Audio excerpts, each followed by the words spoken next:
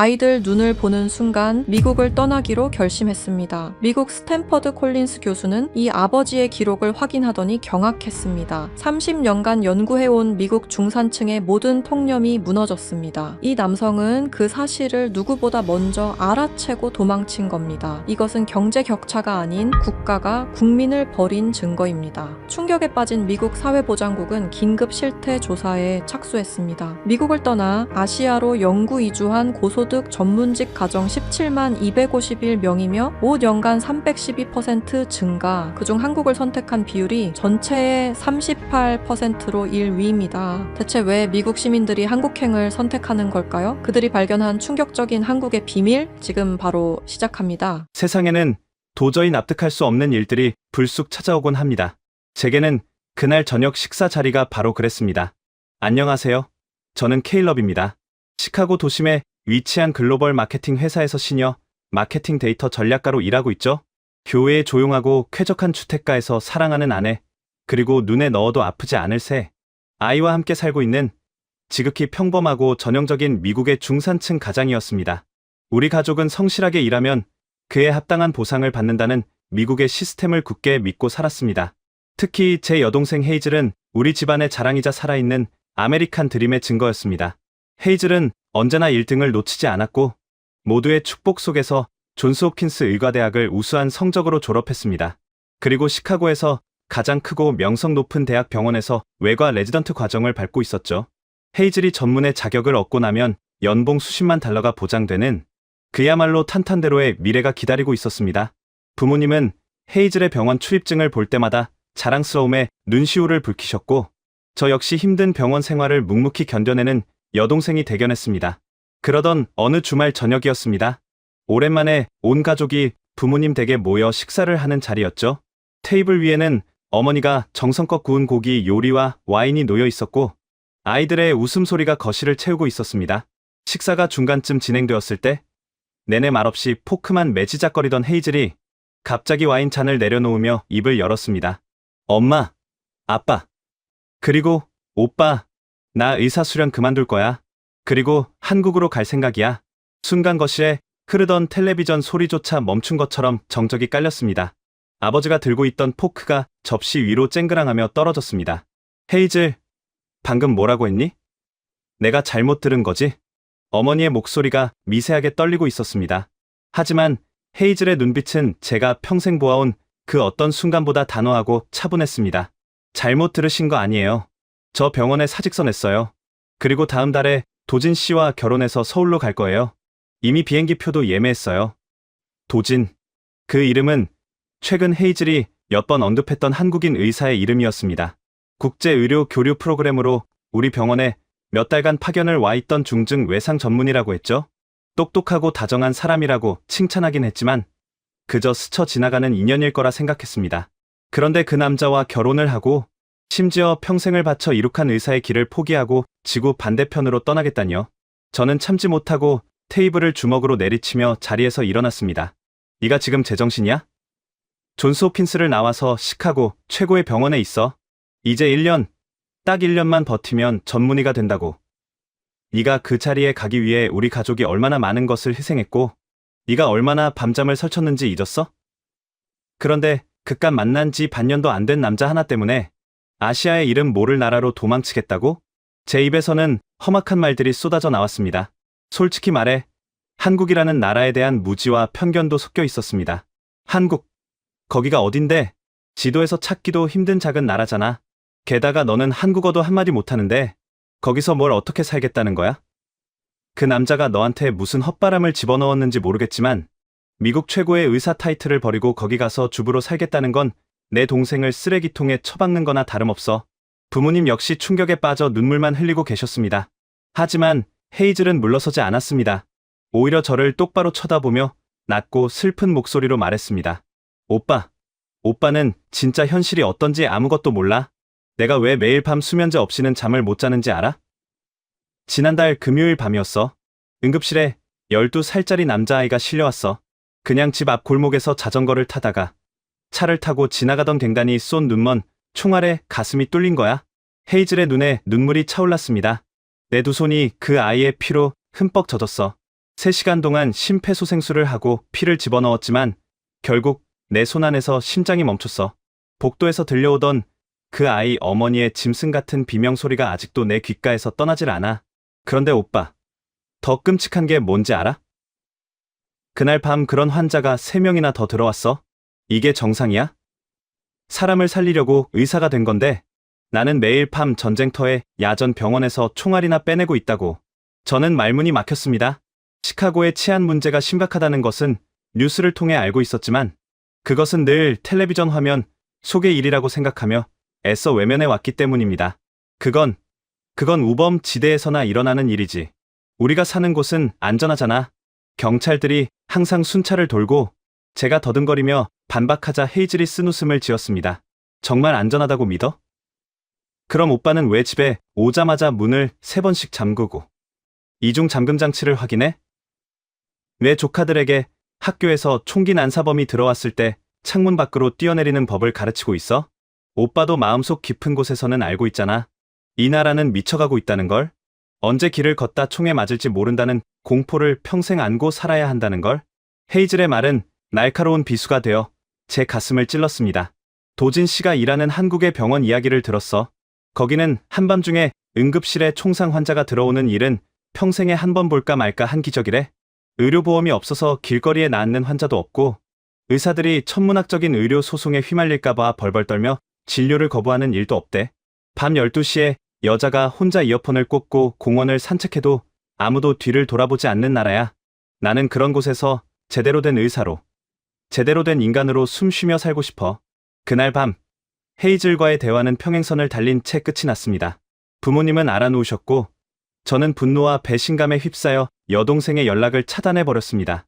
미국이 완벽하지 않다는 것은 알았지만 그렇다고 우리가 이룩한 모든 것을 버리고 낯선 아시아 국가로 떠난다는 것은 몽상가의 헛소리라고 치부했습니다. 한국이 그렇게 대단한 나라일 리가 없다고. 동생이 그 남자의 과장된 거짓말에 속아 넘어가 인생을 망치고 있다고 굳게 믿었습니다. 집으로 돌아온 저는 차고 문이 완전히 닫히는 것을 끝까지 확인하고 현관문에 데드볼트를 채운 뒤 보안 시스템에 빨간 불빛이 켜지는 것을 보고서야 안도의 한숨을 내쉬었습니다. 잠든 새 아이의 이마에 입을 맞추며 저는 헤이즐이 머지않아 현실의 벽에 부딪혀 울며 미국으로 돌아올 것이라고 확신했습니다. 그 후 한 달 동안 저는 동생의 연락을 철저히 무시하며 제 삶이 옳다는 것을 스스로에게 증명하듯 더욱 바쁘게 살았습니다. 헤이즐은 결혼식 날짜를 잡고 서울로 떠날 준비를 하고 있다는 소식이 부모님을 통해 들려왔지만 저는 그것조차 애써 외면했습니다. 아무 일도 없을 것이라 믿었습니다. 그런데 그 견고해 보이던 믿음은 제가 전혀 예상하지 못한 순간 가장 끔찍한 방식으로 산산조각 나고 말았습니다. 시카고의 겨울은 유난히도 춥고 잔인했습니다. 체감 온도가 영하 20도를 밑도는 매서운 한파가 도시 전체를 꽁꽁 얼려버렸죠. 그날은 토요일 오후였습니다. 눈이 펑펑 쏟아지던 주말, 저는 집 앞 진입로에 쌓인 눈을 치우고 있었습니다. 거실 창문 너머로는 벽난로 불빛 아래에서 핫초코를 마시며 웃고 있는 새 아이들의 실루엣이 보였죠. 길 건너편에서는 이웃인 코너가 8살 난 딸을 태울 미니밴에 눈을 털어내고 있었습니다. 코너는 지역 고등학교의 수학 교사이자 주말마다 우리 집에서 함께 바비큐를 즐기던 다정하고 평범한 이웃이었습니다. 우리는 서로를 향해 손을 흔들며 인사를 나누었습니다. 완벽하게 평화로운 전형적인 미국의 주말 풍경이었습니다. 그때였습니다. 골목 모퉁이를 빠르게 돌아 들어오는 검은색 세단 한 대가 보였습니다. 빙판길인데도 속도를 전혀 줄이지 않은 그 차는 코너의 미니밴 옆을 스치듯 지나갔습니다. 그리고 차창이 반쯤 내려가더니 둔탁하고 날카로운 파열음이 조용한 동네의 공기를 찢어발겼습니다. 탕, 탕, 탕. 처음에는 누군가 폭죽을 터뜨린 줄 알았습니다. 하지만 차가 굉음을 내며 시야에서 사라진 직후 코너의 미니밴 옆에서 찢어질 듯한 비명 소리가 터져 나왔습니다. 코너의 아내였습니다. 저는 들고 있던 눈삽을 내팽개치고 미친 듯이 길을 건너 달려갔습니다. 눈앞에 펼쳐진 광경을 저는 평생 죽는 날까지 잊지 못할 것입니다. 방금 전까지 저와 웃으며 인사를 나누던 코너가 새하얀 눈밭 위에 쓰러져 있었습니다. 그의 두꺼운 겨울 패딩 위로 검붉은 피가 꿀럭거리며 쏟아져 나와 눈부시게 하얀 눈을 무서운 속도로 적시고 있었습니다. 코너의 어린 딸은 차 안에서 창문을 두드리며 오열하고 있었고 아내는 피범벅이 된 남편을 끌어안고 살려달라며 절규했습니다. 코너, 코너. 정신 차려봐. 제발 눈 좀 떠봐. 저는 덜덜 떨리는 손으로 코너의 상처를 압박하며 소리쳤습니다. 하지만 코너의 초점 없는 눈동자는 이미 흐려지고 있었습니다. 사이렌 소리가 들리기 시작했지만 경찰과 구급차가 도착하기까지 걸린 15분의 시간은 연겁과도 같았습니다. 눈밭에 무릎을 꿇고 코너에 피로 붉게 물든 제 두 손을 내려다보는 순간 심장이 터질 것 같은 공포와 무력감이 전신을 집어삼켰습니다. 경찰 조사 결과는 참담했습니다. 코너를 쏜 갱단은 단순히 라이벌 조직의 차종과 비슷하다는 이유만으로 대낮에 민간인이 사는 주택가 한복판에서 무차별 총격을 가한 것이었습니다. 코너는 그저 가족과 함께 마트에 가려고 차에 눈을 치우고 있었을 뿐입니다. 단지 운이 나빠서 잘못된 시간에 잘못된 장소에 있었다는 이유만으로 한 가정의 평화가 피바다가 되어버린 것입니다. 그날 밤 저는 화장실 바닥에 주저앉아 손에 묻은 피를 비누로 수십 번이나 닦아내며 짐승처럼 울부짖었습니다. 핏자국은 지워졌지만 코너의 아내가 지르던 비명소리는 환청이 되어 제 귓가를 맴돌았습니다. 그때 한 달 전 헤이즐이 식탁에서 흐느끼며 했던 말이 뇌리를 스쳤습니다. 오빠는 왜 집에 오자마자 문을 3번씩 잠그고 이중 잠금 장치를 확인해? 왜 조카들에게 창문 밖으로 뛰어내리는 법을 가르치고 있어? 오빠도 마음속 깊은 곳에서는 알고 있잖아. 이 나라는 미쳐가고 있다는 걸. 동생의 말이 맞았습니다. 우리는 미쳐버린 세상에서 제정신인 척 연기하며 살고 있었던 것입니다. 코너가 쓰러진 그 자리에 만약 내가 서 있었다면, 만약 우리 아이들이 눈싸움을 하러 밖으로 나갔더라면, 상상만으로도 숨이 턱 막히고 구역질이 밀려왔습니다. 다음 날부터 저는 현관문 밖을 나서는 것조차 두려워졌습니다. 길을 걷다가도 빠르게 다가오는 차 소리만 들리면 본능적으로 어깨를 움츠렸고, 대형마트에 갈 때면 항상 비상구의 위치부터 확인하는 강박에 시달렸습니다. 일상의 모든 순간이 목숨을 건 러시안 룰렛처럼 느껴졌습니다. 다행히 코너는 수술 후 의식을 찾았지만 의사들은 완전한 회복까지 최소 2-3달은 입원이 필요하다고 했습니다. 코너가 병원 침대에 누워있다는 소식을 들으며 출근한 날, 저는 책상에 멍하니 앉아 모니터만 바라보고 있었습니다. 더 이상 이 지옥 같은 불안 속에서 가족을 방치할 수 없다는 절박함이 턱 밑까지 차올랐습니다. 그때 직속 상사가 저를 자신의 사무실로 호출했습니다. 케일럽, 안색이 안 좋군.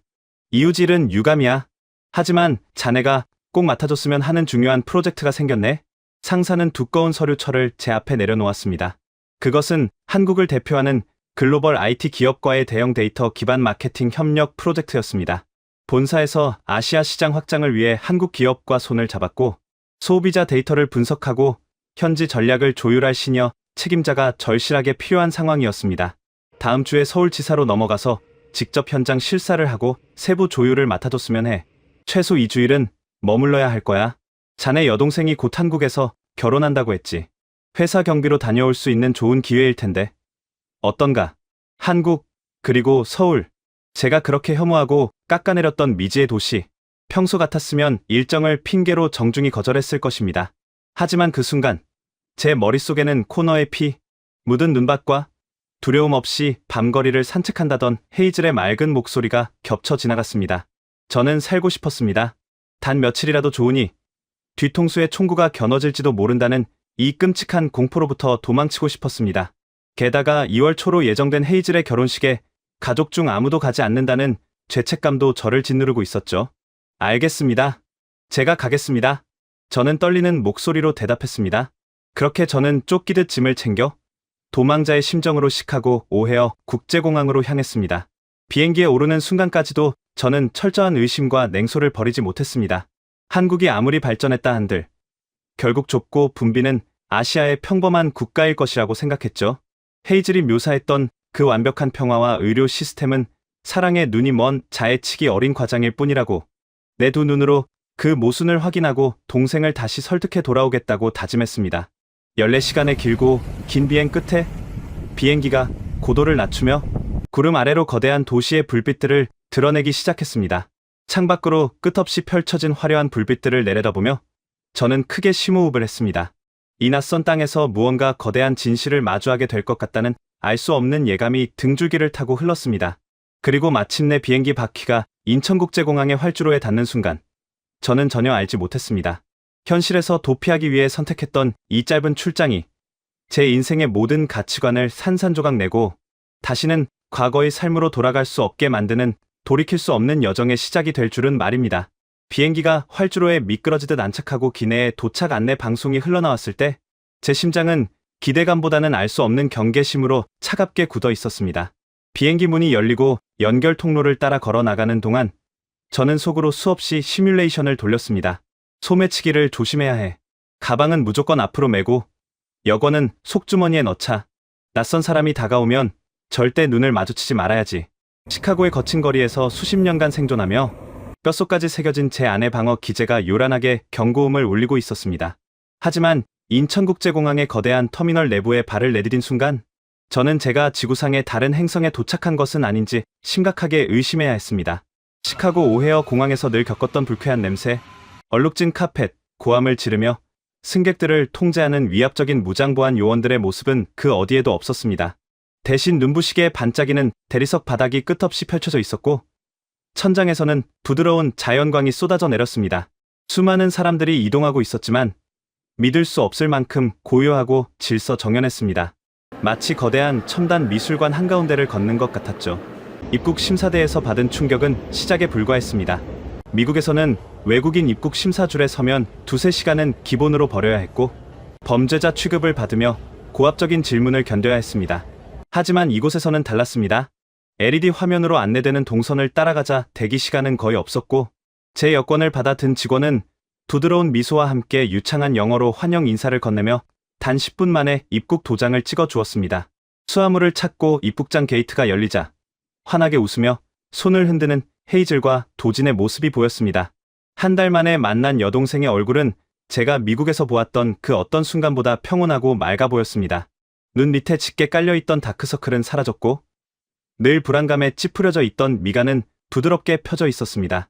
도진 역시 단정하고 예의 바른 태도로 제 짐을 대신 들어주며 따뜻하게 환영해 주었습니다. 우리는 도심으로 들어가기 위해 공항철도인 직통 열차에 탑승했습니다. 열차 내부는 먼지 하나 없이 쾌적했고 무료 와이파이가 완벽하게 터졌습니다. 창밖으로 영종대교를 지나며 거대한 바다와 첨단 미래 도시를 방불케 하는 고층 빌딩 숲이 나타나기 시작하자 저는 저도 모르게 탄성을 내뱉었습니다. 이게 정말 서울이야? 뉴욕이나 두바이보다 훨씬 더 현대적이잖아. 제 놀란 표정을 보며 헤이즐이 자랑스럽게 웃었습니다. 오빠, 여긴 시작에 불과해. 내가 왜 이곳을 선택했는지 오빠도 며칠 지내보면 완벽하게 이해하게 될 거야. 도진이 미리 예약해둔 강남? 한복판의 고급 비즈니스 호텔에 짐을 풀었을 때는 이미 밤 11시가 넘은 시간이었습니다. 장시간 비행으로 몸은 천근만근 무거웠지만 낯선 시차와 가슴, 한 구석에 남아있는 코너의 끔찍한 사고에 대한 트라우마 때문에 도저히 잠을 이룰 수가 없었습니다. 뒤척이던 저는 결국 침대에서 일어나 창밖을 내다보았습니다. 새벽 1시가 넘은 시간. 미국의 대도시라면 이미 거리는 텅 비고 어두운 골목마다 범죄의 그림자가 도사리는 죽음의 시간이 되었을 무렵입니다. 하지만 창문 너머로 내려다본 서울의 밤거리는 눈을 의심할 정도로 환하게 빛나고 있었습니다. 수많은 상점들의 간판 불빛이 거리를 대낮처럼 밝히고 있었고 사람들은 삼삼오오 모여 웃으며 길을 걷고 있었습니다. 그때 제 방문을 두드리는 소리가 들렸습니다. 헤이즐이었습니다. 오빠, 잠 안 오지? 나도 처음엔 시차 때문에 엄청 고생했어. 따뜻한 차라도 한잔할래? 근처에 24시간 하는 멋진 카페가 있거든. 저는 기겁하며 동생을 말렸습니다. 새벽 2시가 다 되어가는 시간에 밖을 나가자고? 너 미쳤어. 게다가 여자가 이 밤에 절대 안 돼. 룸서비스나 시키자. 하지만 헤이즐은 제 팔을 이끌고 억지로 방문을 나섰습니다. 제발 나 한 번만 믿어봐. 여긴 시카고가 아니야. 호텔 로비 문을 나서자 매서운 겨울바람이 뺨을 스쳤지만 거리의 분위기는 묘하게 포근했습니다. 도로에는 여전히 택시들이 달리고 있었고 교복을 입은 학생 무리가 편의점에서 따뜻한 음료를 사들고 웃으며 지나갔습니다. 저는 패딩 주머니에 손을 깊숙이 찔러 넣고 주변에 수상한 사람이 없는지 매의 눈으로 살피며 동생의 등 뒤에 바짝 붙어 걸었습니다. 누군가 골목에서 갑자기 흉기를 들고 튀어나올 것만 같아 온몸의 근육이 딱딱하게 뭉쳐 있었죠. 목적지인 대형 카페에 들어섰을 때 저는 첫 번째 커다란 문화 충격을 맞았습니다. 새벽 2시임에도 카페 안에는 노트북을 켜놓고 공부하는 학생들, 조용히 대화를 나누는 직장인들이 꽤 많았습니다. 헤이즐이 따뜻한 아메리카노 2잔을 주문하는 동안 저는 빈자리를 찾기 위해 주변을 둘러보았습니다. 그리고 제 눈을 강렬하게 사로잡은 장면이 있었습니다.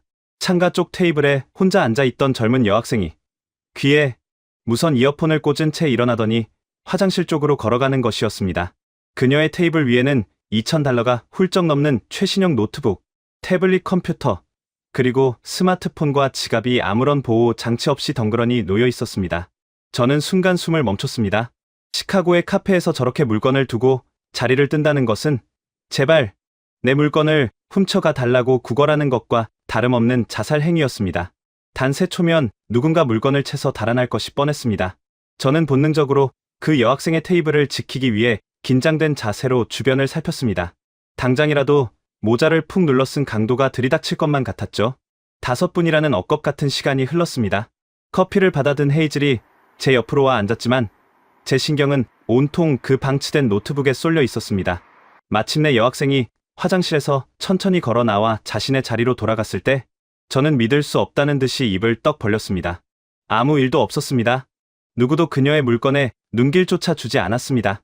헤이즐, 방금 저거 봤어? 저 여자가 미친 거 아니야? 어떻게 노트북이랑 지갑을 책상에 널어놓고 화장실을 가? 제가 속삭이듯 묻자 헤이즐은 커피를 한 모금 마시며 평온하게 대답했습니다. 오빠, 저게 이 나라에서는 지극히 정상적인 일상이야.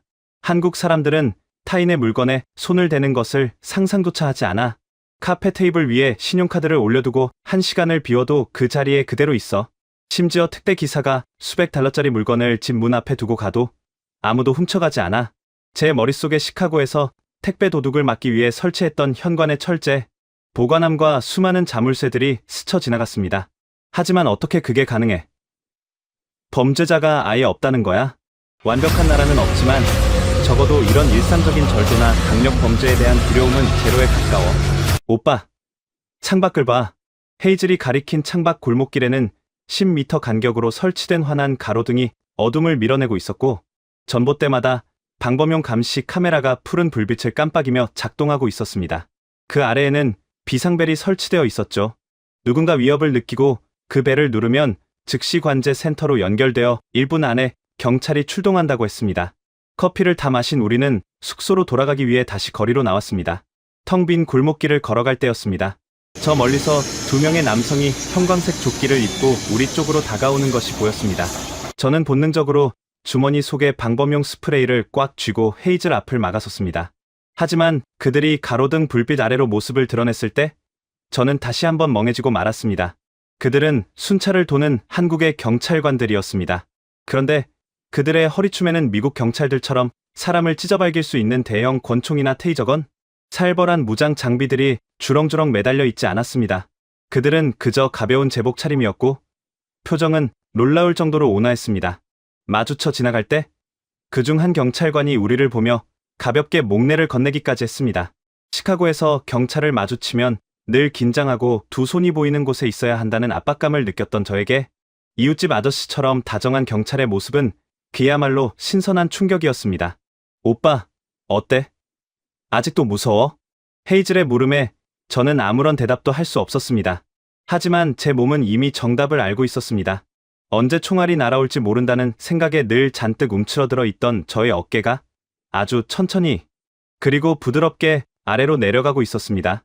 길을 걸으며 비상구의 위치를 찾지 않아도 되었고 등 뒤에서 들리는 발걸음 소리에 소스라치게 놀라 뒤를 돌아볼 필요도 없었습니다. 새벽 2시에 서울 밤거리를 걷는 그 순간 저는 제 인생 35해 만에 처음으로 척추를 꼿꼿하게 펴고 맑은 밤 공기를 깊이 들이마셨습니다. 그것은 코너의 붉은 피로 얼룩진 시카고의 지옥으로부터 완벽하게 탈출했다는 안도감이었고 진정한 자유와 해방감이 무엇인지 뼛속 깊이 깨닫는 성스러운 순간이었습니다. 미국이라는 거대한 환상에서 깨어나 비로소 진짜 사람답게 살 수 있는 체제를 발견했다는 벅찬 감동이 가슴을 꽉 채웠습니다. 그 완벽한 평화로움 속에서 마음을 푹 놓은 순간이었을까요? 그토록 오래 버텨왔던 제 몸이 드디어 항복 선언을 하고 말았습니다. 호텔방 바닥에 쓰러진 저는 배를 움켜쥐고 숨을 헐떡였습니다. 마치 날카로운 유리 조각들을 삼킨 것처럼 복부 깊은 곳에서부터 찢어질 듯한 통증이 주기적으로 밀려왔습니다. 식은땀이 비 오듯 쏟아졌고 시야가 노랗게 흐려지기 시작했습니다. 당장이라도 숨이 멎을 것 같은 고통 속에서도 제 머릿속을 지배한 것은 죽음에 대한 두려움이 아니었습니다. 그것은 뼛속까지 미국인인 저에게 각인된 의료비 파산이라는 지독하고도 현실적인 공포였습니다. 미국에서 보험 없이 응급실에 간다는 것은 곧 경제적 사형 선고를 의미합니다. 몇 년 전 제 직장 동료가 맹장염으로 시카고의 응급실을 찾았다가 겪은 일을 저는 생생히 기억하고 있었습니다. 구급차를 타고 병원 문턱을 넘는 순간 $2,000가 청구되었고 하룻밤 입원과 간단한 수술 끝에 그가 받아든 청구서는 무려 $30,000, 우리 돈으로 수천만 원에 달했습니다. 그는 그 빚을 갚기 위해 살고 있던 집을 팔고 작은 아파트로 이사해야만 했죠. 저는 바닥을 기어가듯 스마트폰을 집어들고 떨리는 손으로 헤이즐의 번호를 눌렀습니다. 신호음이 2번 울리기도 전에 동생이 전화를 받았습니다. 헤이즐, 나 배가 너무 아파. 숨을 쉴 수가 없어. 제 고통스러운 신음 소리에 놀란 헤이즐은 당장 도진과 함께 호텔로 가겠다며 전화를 끊었습니다. 15분쯤 지났을까? 방문이 벌컥 열리고 두 사람이 뛰어 들어왔습니다. 바닥에 몸을 둥글게 말고 식은땀을 흘리는 저를 발견한 도진은 즉시 제 옆에 무릎을 꿇고 셔츠 단추를 풀었습니다. 그는 능숙하고 침착한 손길로 제 복부 곳곳을 압박하며 상태를 살폈습니다. 명치 쪽 통증이 심하고 근육이 심하게 경직되어 있어요. 급성 위경련이나 위궤양 파열일 가능성이 있습니다. 출국 전부터 스트레스가 심했던 데다가 비행기에서의 피로, 그리고 갑작스러운 식단 변화가 위장에 치명타를 입힌 것 같습니다. 당장 응급실로 가야 합니다. 도진이 단호하게 말하며 저를 부축해 일으키려 했습니다. 하지만 저는 그 고통 속에서도 기겁하며 그의 팔을 뿌리쳤습니다. 안 돼. 응급실은 절대 안 돼. 제발 진통제나 소화제 같은 것만 사다 줘. 나는 한국 의료 보험도 없단 말이야. 외국인 신분으로 여기 응급실에 가면 내 전 재산을 털어 넣어도 모자랄 거라고.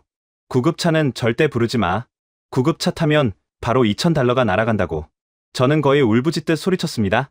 그런 저를 보며 헤이즐이 어이없다는 듯, 하지만 한없이 안타까운 표정으로 제 두 손을 꽉 잡았습니다. 오빠, 정신 차려. 여긴 미국이 아니야. 구급차를 부른다고 돈을 내지도 않고 응급실에 간다고 파산하는 일은 절대 없어. 내 말 믿어. 당장 도진 씨 차로 병원부터 가자. 오빠 이러다 정말 큰일 나. 반강제로 도진의 차 뒷좌석에 실려 강남의 한 대형 종합병원으로 향하는 내내 저는 통증과 공포가 뒤섞여 몸을 덜덜 떨었습니다. 병원 입구에 도착했을 때 저는 또 한 번 제 눈을 의심해야 했습니다. 시카고의 금요일 밤 응급실은 그야말로 피 튀기는 전쟁터입니다. 총에 맞은 갱단 조직원들, 마약에 취해 소리를 지르는 노숙자들, 피를 철철 흘리며 복도 바닥에 방치된 환자들, 그리고 그들을 통제하기 위해 무장한 경찰들이 뒤엉켜 있는 지옥 그 자체였죠. 하지만 도진의 부축을 받으며 들어선 한국의 대형 병원 응급의료센터는 너무나도 달랐습니다. 대리석 바닥은 거울처럼 반짝였고 은은한 LED 조명이 넓은 대기실을 비추고 있었습니다. 무엇보다 끔찍한 비명 소리나 피비린내가 전혀 없었습니다. 접수처의 직원들은 마치 고급 호텔의 안내 데스크 직원들처럼 단정하고 친절했습니다. 도진이 제 여권을 제시하고 상황을 설명하자 불과 3분도 지나지 않아 제 이름이 불렸습니다. 미국이었다면 접수조차 하지 못한 채 차가운 대기실 의자에서 복통을 참으며 서너 시간을 버텨야 했을 텐데 말입니다. 간이 침대에 눕혀진 저는 곧바로 유창한 영어를 구사하는 소화기 내과 전문의를 만날 수 있었습니다. 그는 제 복부를 진찰하고 몇 가지 질문을 던지더니 차분한 목소리로 말했습니다. 극심한 스트레스로 인한 급성 위염과 위경련이 겹친 것 같습니다. 하지만 위출혈이나 궤양의 가능성을 완전히 배제할 수 없으니 지금 당장 위내시경 검사를 진행하는 것이 좋겠습니다. 수면 마취로 진행될 테니 고통은 전혀 없을 겁니다. 저는 전문의의 말을 듣고 제 귀를 의심했습니다. 지금 당장 위내시경을 한다고요? 응급실에서요? 미국에서 위내시경과 같은 전문의의 특수검사를 받으려면 가정의학과 주치의의 소견서를 받아 전문 병원에 예약을 하고 최소 2달에서 3달은 기다려야 합니다. 그 지루한 대기 시간 동안 환자는 고통을 견디다 못해 병이 악화되는 일이 부지기수죠. 그런데 일개 응급실에서, 그것도 새벽 시간에 도착한 지 30분 만에 내시경 검사를 하겠다뇨. 비용은요? 위내시경은 특수검사인데 비용이 얼마나 청구되는 거죠? 제가 떨리는 목소리로 묻자 옆에 있던 헤이즐이 제 어깨를 쓰다듬으며 안심시켰습니다. 비용 걱정은 제발 나중에 해. 오빠가 생각하는 그런 터무니없는 금액은 절대 안 나오니까 일단 검사부터 받아. 잠시 후 간호사가 링거를 통해 수면 유도제를 투여했고 저는 숫자 10에서부터 거꾸로 세어보라는 부드러운 목소리를 끝으로 깊고 편안한 어둠 속으로 빠져들었습니다. 눈을 떴을 때 저는 쾌적하고 조용한 회복실 침대에 누워 있었습니다. 찢어질 듯했던 복부의 통증은 마법처럼 사라져 있었고 대신 따뜻하고 묵직한 안도감이 온몸을 감싸고 있었습니다. 벽에 걸린 시계를 보니 병원에 도착한 지 고작 3시간이 지나 있었습니다. 접수부터 전문의 진찰, 수면 내시경 검사, 그리고 수액을 맞으며 회복하기까지 그 모든 복잡한 의료 과정이 단 3시간 만에 끝난 것입니다. 잠시 후 의사가 다가와 태블릿 컴퓨터의 화면을 보여주며 제 위장 내부 사진을 친절하게 설명해 주었습니다. 다행히 심각한 궤양이나 출혈은 없었지만 위벽이 심하게 헐어 있어 며칠간 처방약을 먹으며 자극적인 음식을 피해야 한다는 진단이었습니다. 의사는 제가 미국으로 돌아간 후에도 참고할 수 있도록 영문으로 된 상세한 진단서와 약 처방전까지 꼼꼼하게 챙겨주었습니다. 이제 피할 수 없는 진실의 순간이 다가왔습니다. 퇴원 수속을 위해 원무과 카운터 앞에 선 저는 침을 꿀깍 삼켰습니다. 보험이 없는 외국인 신분, 응급실 야간 할증, 전문의 진찰, 수면, 마취, 위내시경 검사, 수액 치료, 그리고 사흘치의 약값까지. 제 머릿속 계산기는 아무리 적게 잡아도 $5,000, 우리 돈으로 700만 원 이상의 금액을 가리키고 있었습니다. 저는 덜덜 떨리는 손으로 신용카드를 꺼내 들고 마치 판사의 선고를 기다리는 죄수처럼 직원의 입을 바라보았습니다. 진료비와 검사비, 처방 약값 모두 포함해서 45만 원입니다. 미국 달러로는 대략 $350 정도 청구되시겠네요. 일시불로 결제해 드릴까요? 순간 저는 제 청력이 어떻게 된 줄 알았습니다. 얼마라고요? $3,500가 아니라 $350라고요? 제가 외국인이고 무보험자라는 걸 시스템에 제대로 입력하신 게 맞나요? 제가 더듬거리며 되묻자 직원은 빙그레 웃으며 영문으로 출력된 상세 영수증을 건네주었습니다. 정말이었습니다. 제 눈앞에 찍힌 최종 청구 금액은 $5,000가 아닌 단돈 $350였습니다. 미국이었다면 응급실 문을 열고 들어가는 입장료조차 되지 않을 그 헐값에 이렇게 완벽하고 빠르며 세계 최고 수준의 전문적인 의료 서비스를 받은 것입니다. 저는 떨리는 손으로 영수증을 받아 쥐고 병원 로비의 푹신한 소파에 주저앉았습니다. 허탈함과 경이로움, 그리고 제가 평생 믿어왔던 미국이라는 위대한 국가의 시스템이 산산이 부서지는 굉음이 제 머릿속을 가득 채웠습니다. 병원 밖으로 나오자 동이 트고 있었습니다. 도지는 아직 속이 쓰릴 저를 위해 근처의 24시간 죽 전문점으로 우리를 안내했습니다. 따뜻하고 부드러운 전복죽이 식도를 타고 내려가며 놀랐던 위장을 부드럽게 달래주었습니다. 식사를 하던 중 저는 도진을 향해 고개를 숙였습니다. 도진 씨, 아니, 매제, 내가 그동안 당신과 한국에 대해 함부로 말하고 편견을 가졌던 것을 진심으로 사과할게. 오늘 내가 겪은 일은 기적이나 다름없어. 도대체 이 나라는 어떻게 이런 미친 의료 시스템을 유지할 수 있는 거야? 제 진심 어린 사과와 질문에 도진은 수저를 내려놓고 진지한 표정으로 입을 열었습니다. 형님, 한국의 의료 시스템이 완벽한 것은 아닙니다. 의료진들의 엄청난 희생과 경무가 뒤따르고 있죠. 하지만 가장 근본적인 차이는 철학에 있습니다. 미국에서 의료는 이윤을 창출해야 하는 철저한 비즈니스지만 한국에서 의료는 국민의 생명을 지키는 기본적인 사회 안전망입니다. 도진의 목소리는 차분했지만 강한 확신에 차 있었습니다. 모든 국민이 의무적으로 건강보험에 가입하고 병원 문턱이 낮으니 사람들은 조금만 아파도 병원에 갑니다. 병을 키우기 전에 조기에 진단하고 치료하는 예방의학이 가능해지는 거죠. 게다가 의사들은 미국처럼 수십억 원의 천문학적인 의료 소송에 시달릴 공포 없이 오직 환자를 살리는 본연의 임무에만 집중할 수 있습니다. 헤이즐이 미국에서 매일 밤 피를 뒤집어쓰고 절망했던 이유는 훌륭한 의사가 되어도 돈이 없는 환자들을 시스템 밖으로 내몰아야 하는 그 잔인한 자본주의적 한계 때문이었습니다. 그녀는 의사로서 진정한 가치를 실현하기 위해 한국을 선택한 겁니다. 그 순간 저는 망치로 머리를 세게 얻어맞은 듯한 충격에 휩싸였습니다. 제가 얼마나 어리석고 오만했는지, 동생이 얼마나 치열하게 고민하고 훌륭한 선택을 내렸는지 뼈저리게 깨달았습니다.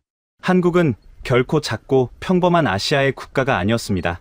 적어도 사람의 생명을 다루고 일상의 안전을 보장하는 측면에서는 제가 나고 자란 미국보다 수십 년은 더 앞서 있는 위대하고 선진적인 사회였습니다. 호텔로 돌아와 샤워를 마치고 침대에 누웠을 때 제 마음속에는 이전에 단 한 번도 느껴보지 못한 완벽한 평화와 안도감이 자리 잡고 있었습니다.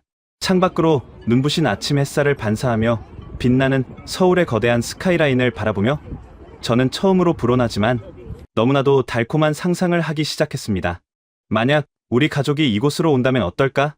내 아이들이 총기 난사 대피 훈련 대신 주말마다 한강공원에서 자전거를 타고 밤늦게까지 떡볶이를 먹으며 친구들과 뛰어놀 수 있다면, 내가 아플 때 파산의 공포 없이 언제든 세계 최고 수준의 병원 문을 두드릴 수 있다면, 그것이야말로 한 가정의 가장으로서 제가 가족에게 줄 수 있는 최고의 선물이 아닐까? 헤이즐의 결혼식을 하루 앞둔 그 평화로운 금요일 아침, 그 달콤한 상상은 제 스마트폰이 발작하듯 진동하며 울리기 전까지 딱 1시간 동안만 허락되었습니다. 화면에 떠오른 발신자는 시카고에 있는 제 아내였습니다. 그리고 그 전화 한 통은 이제 막 피어나려던 제 마음속 평화를 잔인하게 짓밟고 저를 다시 피비린내 나는 미국의 참혹한 현실 한가운데로 끌고 들어갈 무서운 비극의 시작을 알리고 있었습니다. 금요일 아침, 눈부신 서울의 햇살을 받으며 단꿈에 젖어있던 저를 현실로 잔인하게 끌어내린 것은 발작하듯 울려대는 스마트폰의 진동 소리였습니다. 화면에는 시카고에 있는 아내의 이름이 떠올랐습니다. 한국과 시카고의 시차를 계산해보면 그곳은 목요일 저녁이었습니다. 평소라면 아이들을 재우고 여유롭게 텔레비전을 볼 시간이었죠. 하지만 전화를 받은 순간 수화기 너머로 들려오는 아내의 목소리는 형언할 수 없는 공포로 갈라져 있었습니다. 케일럽. 오, 세상에. 케일럽, 당신 지금 당장 뉴스 좀 켜봐. 시내 중심가에 있는 대형 쇼핑몰에서 총기 난사 사건이 터졌어. 사람들이 죽어가고 있다고. 아내의 울음 섞인 비명에 저는 순간 숨을 쉴 수가 없었습니다. 그 쇼핑몰은 우리 가족이 주말마다 장을 보고 아이들과 아이스크림을 먹으러 가던 너무나도 익숙하고 평화로운 곳이었습니다. 저는 떨리는 손으로 호텔 방의 텔레비전을 켜고 국제 뉴스 채널을 틀었습니다. 화면 속 시카고의 풍경은 그야말로 아수라장이었습니다. 무장한 경찰 특공대 수십 명이 쇼핑몰 입구를 에워싸고 있었고, 피투성이가 된 시민들이 비명을 지르며 깨진 유리창 밖으로 뛰쳐나오고 있었습니다. 화면 하단에는 붉은색 자막으로 사망자 최소 7명, 부상자 20여 명이라는 끔찍한 숫자가 실시간으로 올라가고 있었습니다. 기자의 다급한 목소리가 이어졌습니다. 현지 시각 오후 7시경, 자동 소총으로 무장한 괴한 2명이 쇼핑몰 1층 푸드코트에 난입해 무차별 사격을 가했습니다. 주말을 앞두고 가족 단위 쇼핑객들이 몰려 있어 인명 피해가 눈덩이처럼 불어나고 있습니다. 저는 침대 모서리를 꽉 움켜쥐었습니다. 방금 전까지 한국의 안전하고 완벽한 의료 시스템에 감탄하며 평화로운 미래를 상상하던 제 뇌 구조가 산산조각 나는 느낌이었습니다. 아내는 아이들을 지하실로 대피시키고 문을 잠근 채 떨고 있다고 했습니다. 저는 아내를 진정시키며 수십 번 사랑한다고 말하고는 전화를 끊었습니다. 그날 밤, 저는 뜬 눈으로 밤을 지새웠습니다. 그리고 다음날, 토요일, 제 인생에서 가장 아름답고도 가장 잔인했던 두 세계의 충돌이 일어난 헤이즐의 결혼식 날이 밝았습니다. 식장은 서울 도심 한복판에 위치한 수백 년의 역사를 간직한 웅장하고 아름다운 전통 한옥이었습니다. 맑고 푸른 겨울 하늘 아래 기와 지붕의 유려한 곡선이 햇빛을 받아 고풍스럽게 빛나고 있었습니다. 식장 입구에는 은은한 전통 악기 소리가 울려 퍼졌고 하객들은 질서정연하고 평화로운 얼굴로 담소를 나누고 있었습니다. 미국식 웨딩드레스 대신 화려하고 기품 있는 한국의 전통 홀레복, 한복을 입은 헤이즐의 모습은 눈이 부시도록 아름다웠습니다. 붉은색과 푸른색이 어우러진 비단옷을 입은 동생은 세상 그 누구보다 행복한 신부였습니다. 도진 역시 늠름한 모습으로 하객들을 맞이하고 있었죠. 미국에서 시카고의 끔찍한 뉴스를 보고 가슴이 철렁 내려앉았던 저는 식장의 완벽한 평화로움 속에서 간신히 안정을 되찾고 있었습니다. 안전 요원이나 금속 탐지기 하나 없는 뻥 뚫린 야외 예식장. 뛰어노는 아이들을 통제하며 불안해하는 부모는 단 한 명도 없었습니다. 사람들의 얼굴에는 일상적인 공포나 경계심이라고는 티끌만큼도 찾아볼 수 없었습니다. 축사가 이어지고 하객들의 웃음소리가 한옥의 뜰을 가득 채우던 그 절정의 순간, 제 주머니 속 스마트폰이 다시 한번 미친 듯이 진동하기 시작했습니다. 발신자는 시카고에 있는 저와 헤이즐의 오랜 고향 친구이자 절친인 딜런의 아내였습니다. 불길한 예감이 등줄기를 타고 흘렀습니다. 저는 하객들의 시선을 피해 식장 뒤편의 조용한 돌담길로 걸어 나와 전화를 받았습니다. 여보세요? 케일럽. 어떻게? 우리 딜런이 죽었어. 수화기 너머로 들려오는 소리는 인간의 것이 아니었습니다. 그것은 영혼이 찢겨나간 자의 처절한 짐승 같은 울부짖음이었습니다. 심장이 바닥으로 쿵 하고 떨어지는 것 같았습니다. 무슨 소리야? 딜런이 죽다니? 어제 쇼핑몰 사건에 딜런이 있었어? 딜런이 딸아이 생일 선물을 사겠다고 퇴근길에 쇼핑몰 장난감 가게에 들렀어. 그리고 총에 맞았어. 현장에서 즉사했대. 케일럽, 나 이제 어떡해? 우리 딸은 어떡하라고? 전화기가 제 손에서 빠져나와 돌바닥 위로 툭 떨어졌습니다. 딜런, 고등학교 시절부터 저와 매 주말마다 농구를 하고 제 첫 아이가 태어났을 때 가장 먼저 병원으로 달려와 축하해 주었던 딜런. 그런 그가 딸의 생일 선물을 고르다 얼굴도 모르는 미치광이의 총탄에 목숨을 잃었다는 사실을 제 뇌는 도저히 처리할 수가 없었습니다. 저는 돌담에 등을 기대고 주저앉아 두 손으로 얼굴을 감싼 채 짐승처럼 오열하기 시작했습니다. 불과 10m 떨어진 식장 안에서는 도진과 헤이즐이 부부로서 영원한 사랑을 맹세하며 환하게 웃고 있었고 축하의 박수갈채와 전통 악기의 경쾌한 선율이 울려 퍼지고 있었습니다. 벽 하나를 사이에 두고 제가 서 있는 곳은 너무나도 완벽하고 평화로운 서울의 천국이었고 수화기 너머의 세상은 피비린내가 진동하는 시카고의 지옥이었습니다. 왜 우리는 장난감을 사러 갔다는 이유만으로 시체가 되어야 합니까? 왜 우리 이웃은 평범한 일상을 살기 위해 방탄조끼를 입고 유서라도 써두어야 한단 말입니까? 이것이 과연 세계 최강대국이자 문명국가라는 미국의 진짜 얼굴이란 말인가? 자국민의 생명조차 지키지 못해 매일 수십 명이 길거리에서 학살당하는 이 끔찍한 체제가 과연 정상이라고 할 수 있는가? 분노와 절망? 그리고 지독한 회의감이 펄펄 끓는 용암처럼 제 온몸을 태우기 시작했습니다. 멀리서 저를 발견한 헤이즐과 도진이 예식이 끝난 직후 다급하게 달려왔습니다. 피눈물을 흘리며 바닥에 주저앉은 저를 본 헤이즐의 얼굴은 사색이 되었습니다. 오빠. 무슨 일이야? 제발 말 좀 해봐. 저는 덜덜 떨리는 입술을 깨물며 차마 입 밖으로 꺼내기조차 끔찍한 진실을 토해냈습니다. 딜런이 죽었어. 어제 그 쇼핑몰 총기 난사 사건에서 딸 생일 선물을 사다가 총에 맞았대. 헤이즐, 우리 친구 딜런이 죽었어. 방금 전까지 나랑 농구 얘기를 하던 딜런이 시체가 됐다고. 헤이즐은 그 자리에 털썩 주저앉아 비명을 지르며 제 품에 안겼습니다. 도진 역시 충격에 빠져 두 손으로 얼굴을 쓸어내렸습니다. 가장 행복해야 할 결혼식 날, 우리는 가장 사랑하는 친구의 끔찍한 부고를 들어야 했습니다.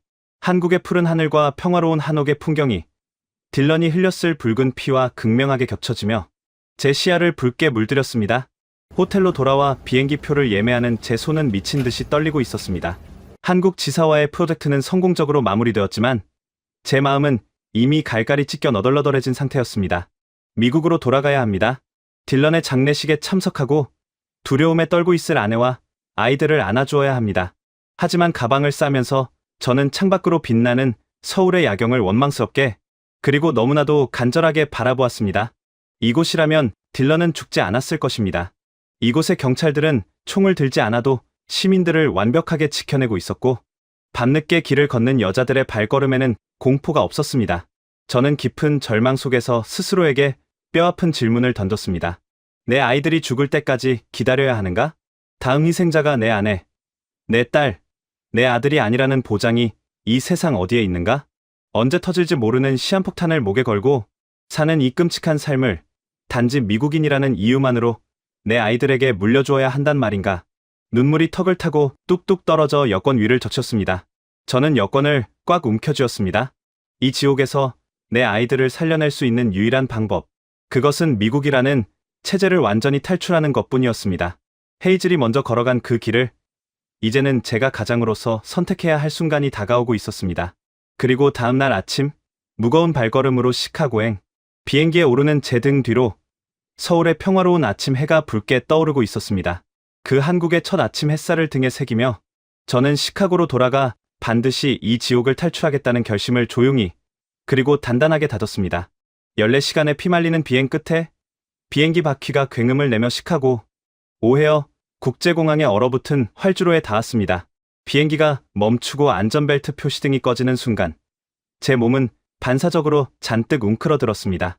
그것은 마치 따뜻하고 평화로운 온실에서 갑자기 맹수가 우글거리는 살벌한 정글 한가운데로 던져진 짐승의 본능과도 같았습니다.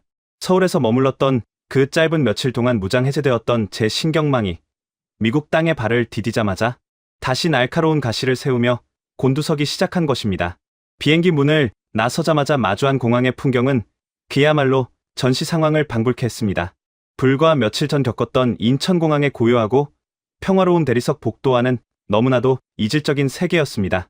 입국 심사대로 향하는 통로 곳곳에는 방탄조끼를 입고 자동 소총으로 무장한 공항 경찰들과 특공대원들이 살벌한 눈빛으로 승객들을 감시하고 있었습니다.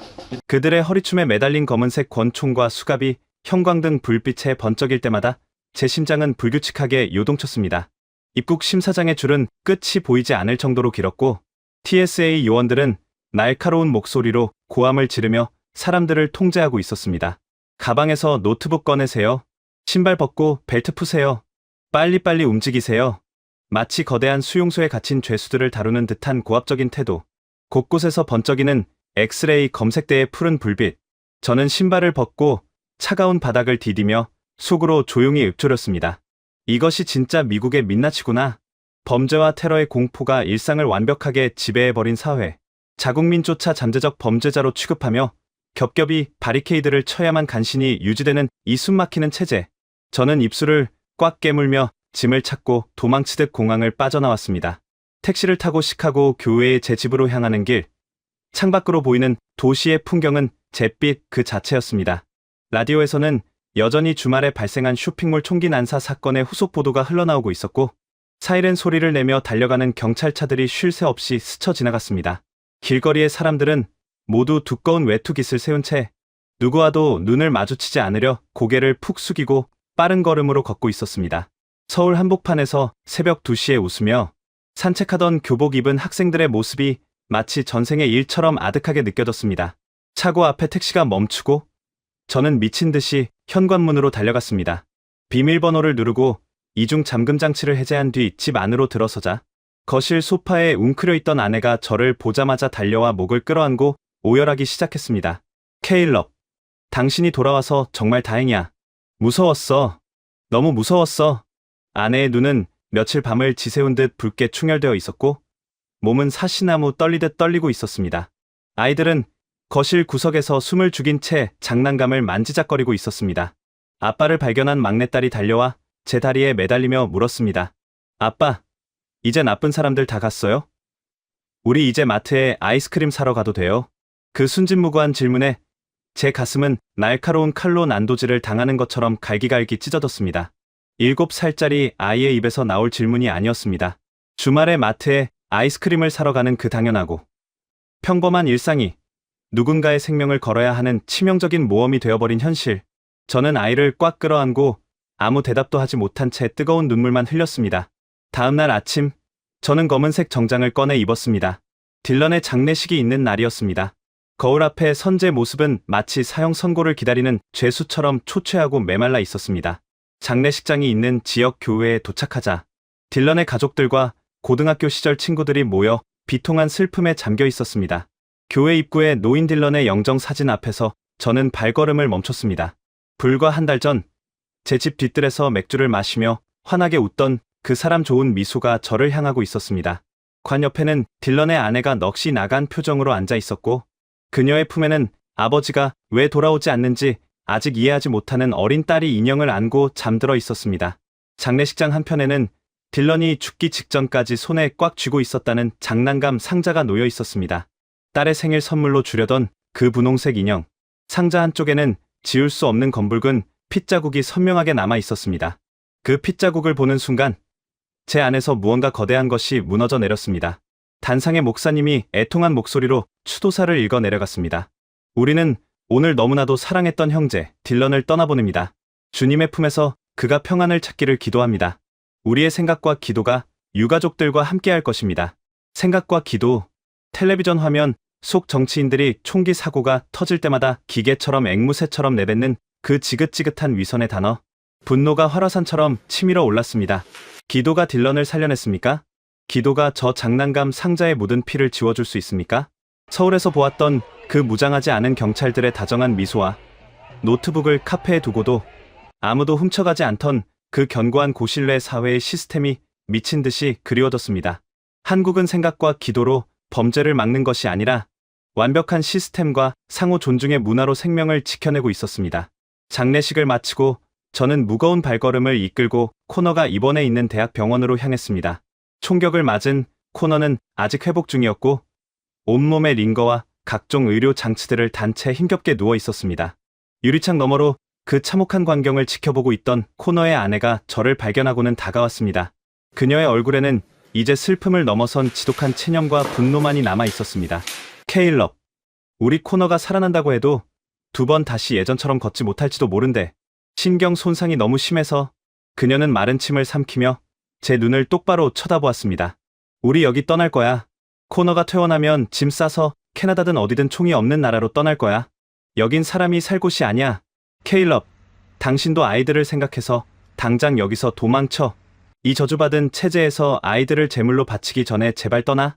그녀의 절규는 제 영혼의 가장 깊은 곳을 관통했습니다. 그날 밤 모든 조문과 병문안을 마치고 텅 빈 거실 소파에 앉았습니다. 창밖으로는 여전히 경찰차의 붉고 푸른 사이렌 불빛이 유령처럼 지나가고 있었습니다. 저는 서재로 들어가 헤이즐의 결혼식에서 찍었던 가족 사진을 꺼내보았습니다. 푸른 기와지붕 아래 햇살을 받으며 두려움 없이 환하게 웃고 있는 헤이즐과 도진, 그리고 식장 주변을 뛰어놀던 무방비 상태의 행복한 아이들, 그리고 제 머릿속에는 딜런의 장례식장에 놓여있던 피 묻은 장난감 상자가 극명하게 교차했습니다. 이것은 단순히 어느 도시가 더 살기 좋은가의 문제가 아니었습니다. 이것은 생존 그 자체의 문제였습니다. 인간이 인간으로서 누려야 할 가장 기본적인 권리, 바로 목숨을 위협받지 않고 일상을 영위할 권리에 대한 근본적인 질문이었습니다. 미국은 그 권리를 지켜줄 의지도 능력도 상실해버린 지 오래였습니다. 저는 서재 문을 열고 들어온 아내의 손을 조용히, 그러나 아주 단호하게 꽉 잡았습니다. 여보, 제 목소리는 낮았지만 그 어느 때보다 확신에 차 있었습니다. 우리 시카고를 떠납시다. 아니, 미국을 떠납시다. 우리 아이들을 이 지옥에서 단 하루도 더 살게 할 수는 없어. 아내는 놀란 눈으로 저를 바라보았습니다. 떠나다니. 어디로? 우리가 평생을 여기서 살았는데 어디로 간단 말이야? 한국으로 갑시다. 서울로. 제가 내뱉은 그 단어에 아내는 할 말을 잃은 듯 입을 살짝 벌렸습니다. 나를 믿어줘. 내가 그곳에서 내 두 눈으로 확인했어. 서울은 밤 12시에 여자가 혼자 거리를 걸어도 안전한 곳이야. 아이들이 학교에서 총기 난사 대피 훈련 따위를 받지 않아도 되는 곳이라고. 아프면 수천 달러짜리 청구서 걱정 없이 당장 최고 수준의 병원 문을 두드릴 수 있는 곳이야. 헤이즐의 말이 모두 사실이었어. 아니, 내가 직접 겪어본 한국은 헤이즐의 말보다 훨씬 더 완벽하고 안전한 사회였어. 아내의 눈에서 굵은 눈물이 주르륵 흘러내렸습니다. 그녀는 딜런의 죽음으로 이미 극도의 한계에 달해 있었습니다. 두려움에 떨며 매일 밤 아이들의 방문을 확인해야 하는 이 미친 짓을 끝낼 수만 있다면 지구 끝이라도 갈 수 있다는 절박함이 그녀의 눈빛에 서려 있었습니다.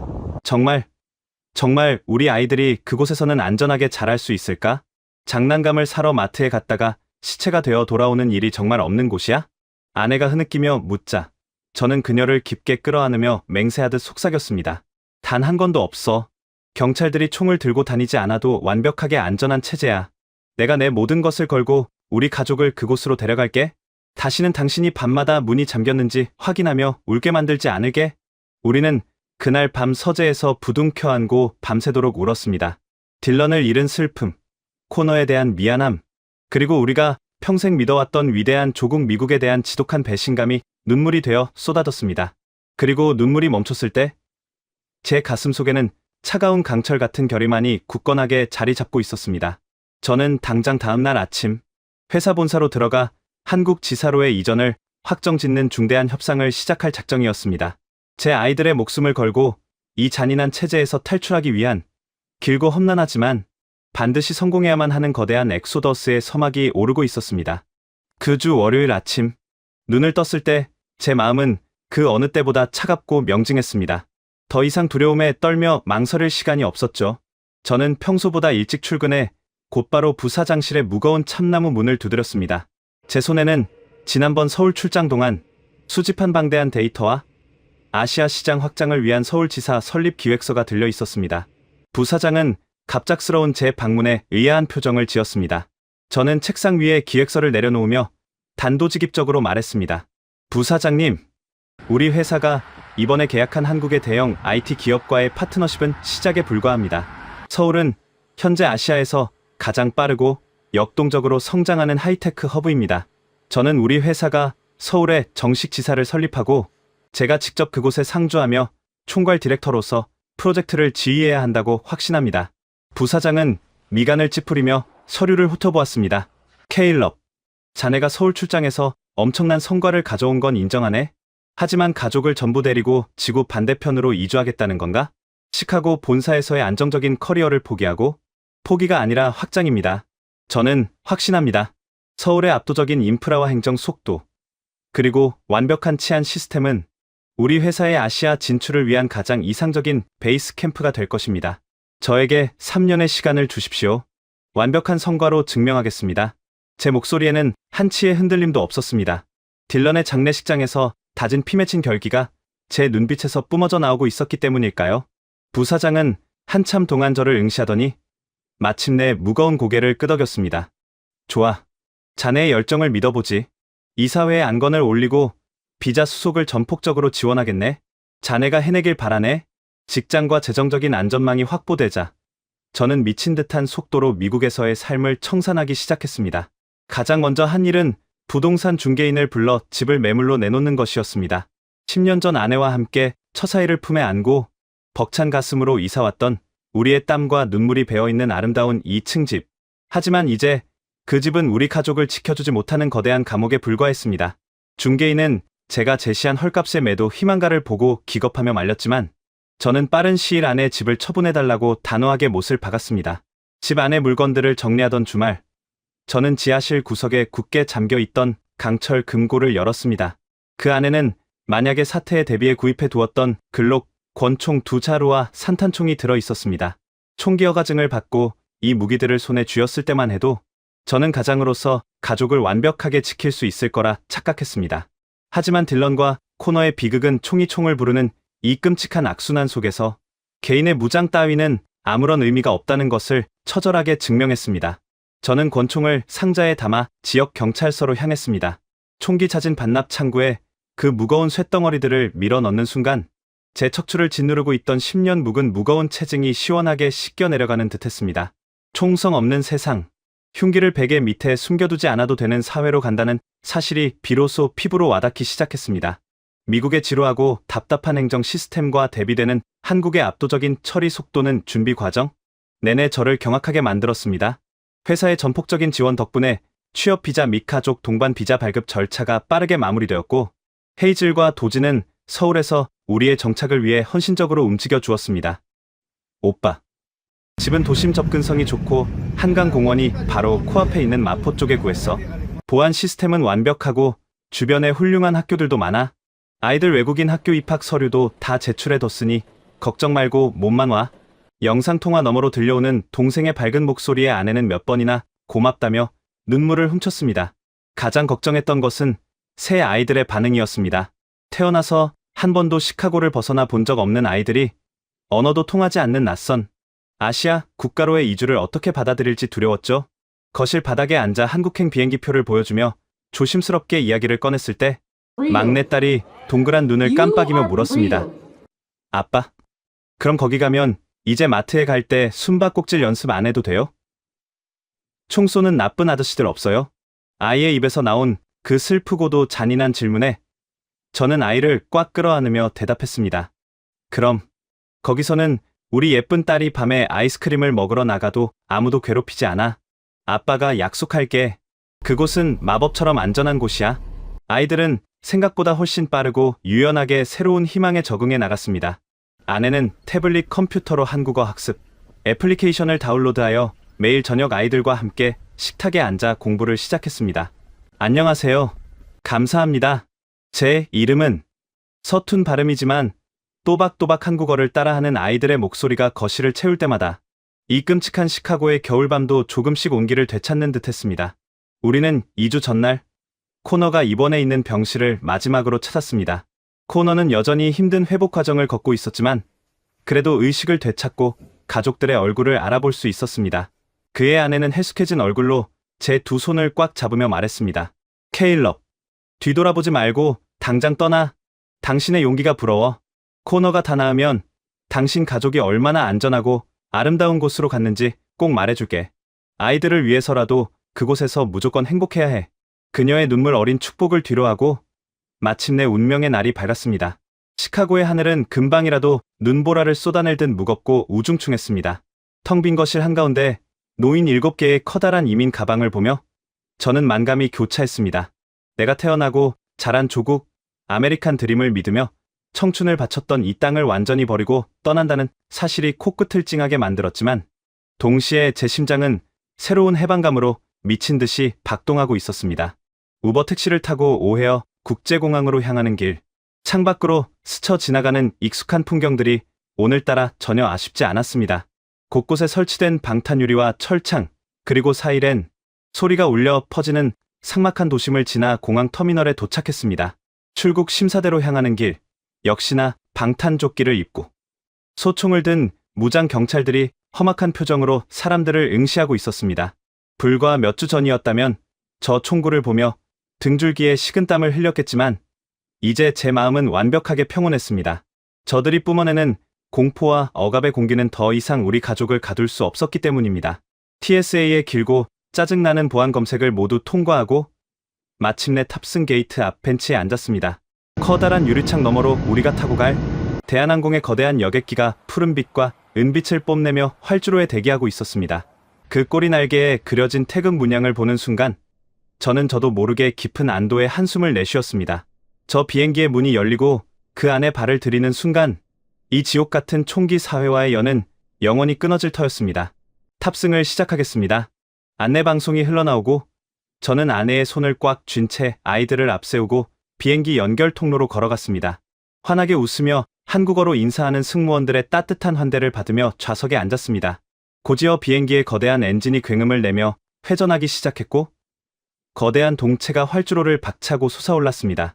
창밖으로 잿빛 눈구름에 덮인 시카고의 마천루가 점점 작아지더니 이내 완전히 시야에서 사라졌습니다. 비행기가 구름을 뚫고 찬란한 태양빛이 쏟아지는 성층권으로 진입하자 객실 안에는 따뜻하고 평화로운 침묵이 내려앉았습니다. 저는 옆자리를 돌아보았습니다. 아내는 긴장이 풀렸는지 이미 깊은 잠에 빠져 있었고 새 아이들은 기내식 메뉴판을 보며 서로 어떤 주스를 마실지 소곤소곤 즐겁게 이야기하고 있었습니다. 그들의 얼굴에는 어떤 그늘도 공포도 없었습니다. 언제 총격범이 들이닥칠지 모른다는 강박과 아프면 길거리에 앉아야 한다는 파산의 공포 따위는 저 발밑에 짙은 구름 아래로 영원히 던져버렸습니다.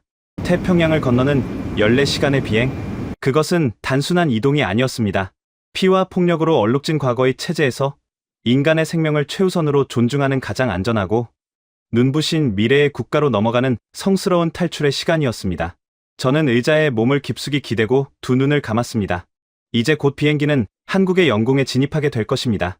새벽 2시에도 아이들과 손을 잡고 두려움 없이 한강을 산책하게 될 그 눈부신 내일이 제 가슴 가득 차오르는 벅찬 기대감과 함께 조용히 그리고 단단하게 기다리고 있었습니다. 여러분, 지금까지 K럽의 이야기를 함께 하셨습니다. 매년 17만 명의 미국 중산층이 조국을 떠납니다. 그들 중 75%가 어린 자녀를 둔 고학력 전문직입니다. 응급실에서 수면 내시경까지 단 3시간에 $350. 뼛속까지 미국인이었던 K럽은 결국 이렇게 말했습니다. 헤이즐의 말보다 훨씬 더 완벽하고 안전한 사회였어. 아무도 믿어주지 않을 때 묵묵히 이 시스템을 만들어 온 사람들이 있었습니다. 조용히 세금을 내고 조용히 제도를 다듬고 그리고 마침내 세계가 인정하는 나라를 만들었습니다. 이 사실이 가슴에 와닿으셨다면 댓글에 한강 산책 4글자만 남겨주십시오. 여러분의 공유 한 번이 대한민국이 얼마나 위대한 나라인지 세상에 알리는 가장 조용하고 강력한 목소리가 됩니다. 감사합니다.